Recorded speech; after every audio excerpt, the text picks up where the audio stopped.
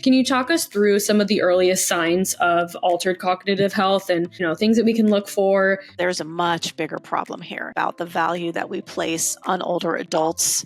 And you can see it in the way that we care for them and the lack of supports that we have in place to help families and individuals as they age. This thinking about it started when I was working for hospice. And I really started to think, wow, people are not ready. A lot of older adults are very lonely. And that leads to depression and it leads to anxiety. It can lead to cognitive problems as well.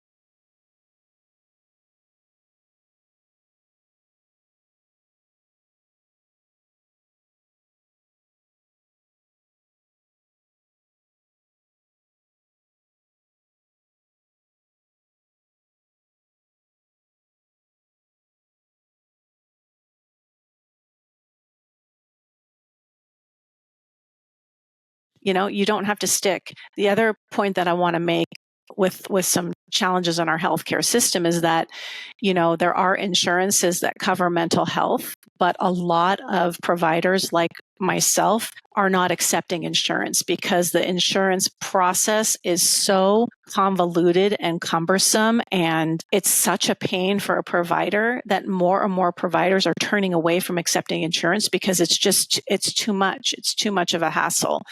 And then now we're shrinking the population who can access mental health services because not everyone can afford to pay out of pocket.